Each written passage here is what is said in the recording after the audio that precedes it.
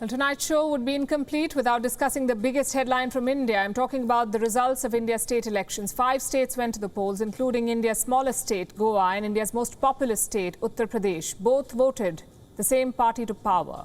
Trends were shattered, records were broken, and big gains were made by young faces. Today's results show us the road that the world's biggest democracy has chosen to walk on.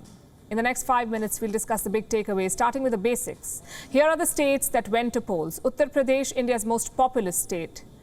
Goa, India's smallest state. Punjab, India's granary. Uttarakhand, a young hill state in northern India. And finally, Manipur, a state of nearly 3 million people in northeastern India. The elections began on the 14th of February. Votes were cast in 7 phases, and today was the D-Day, the result day. So who won? India's ruling party, the BJP, or the Bharatiya Janata Party, won 4 seats. A clear win in Uttar Pradesh, Uttarakhand and Manipur, and a lead in Goa. The Aam Aadmi Party, AAP, has won the state of Punjab. This is the party that's currently in power in India's national capital, New Delhi. So how must one read this mandate?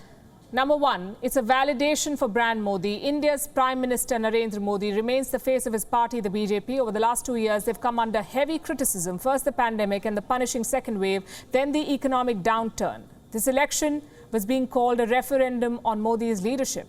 India, like every other country on this planet, struggled. India, like every other country, suffered economically because of the pandemic. Jobs were lost, shops were closed, businesses bled. Despite all of this, the BJP managed to win voters in 4 out of 5 states. Brand Modi has come out of the Wuhan virus waves unhurt and stronger. In Uttar Pradesh, Prime Minister Modi's party broke a 37-year-old jinx. We'll get to the details in a bit. In Uttarakhand, the BJP managed to break a 20-year-old trend. Quick history, Uttarakhand was created in the year 2000. Ever since the state has altered between the BJP and the Congress, the BJP has been in power for the last 5 years. It changed chief ministers multiple times. Despite all of it, the party has come back to power. And it's giving the credit for this win to Mr. Modi. Takeaway number 2, the biggest winners, Yogi Adityanath, the Chief Minister of Uttar Pradesh, and Arvind Kejriwal, the Chief Minister of Delhi and the leader of the Aam Aadmi Party. Yogi Adityanath managed to hold on to power, and this is significant because no one has been able to pull this off since 1985. No Chief Minister has managed to stay in office in Uttar Pradesh after serving a full term. Yogi Adityanath has made history today. He's ensured that his incumbent government remains in power. Again, something that has not happened in the state in the last 37 years. Now, Yogi Adityanath is all of 49 years old. He was once a head priest of a temple. With this record victory, Yogi Adityanath becomes one of the biggest faces in Indian politics. Man of the hour number 2, Arvind Kejriwal. He did not have a humble beginning like Yogi. Arvind Kejriwal is a graduate from one of India's top engineering colleges, IIT Kharagpur. He's a former bureaucrat. Kejriwal became a household name in the year 2011 when he joined a popular anti-corruption movement. In 2012, he entered politics, and within a year, he became the Chief Minister of Delhi. He's 53 years old. Today, he leads India's only regional party that will soon have governments in 2 states. Will Kejriwal aim for national elections next? That brings us to takeaway number 3. These elections have rejigged the power play in Indian politics. They have placed the Aam Aadmi Party in a position to project itself as a key challenger to the BJP. Why do I say that? Like I mentioned, there is no other regional party with governments in 2 states. In fact, the BJP and the Aam Aadmi Party are 2 of the only 3 parties with absolute majority in more than 1 state. Congress is the 3rd one, but India's grand old party is on a downslide. It had a government in Punjab but failed to retain it. Congress was in power in Manipur but failed there too. And it also failed to beat incumbency in Uttarakhand.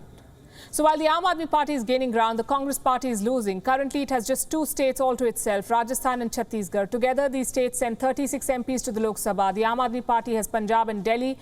These states have 20 seats in India's lower house. The difference, like I said, is that one party is adding more seats to its basket. The other is losing them. Voters are likely to bet on a rising party if it comes to taking on the establishment. Takeaway number 4, the shift in Indian politics. Old patterns collapsed. Punjab shunted out VIPs. Traditional analysis flopped. Memers had a field day.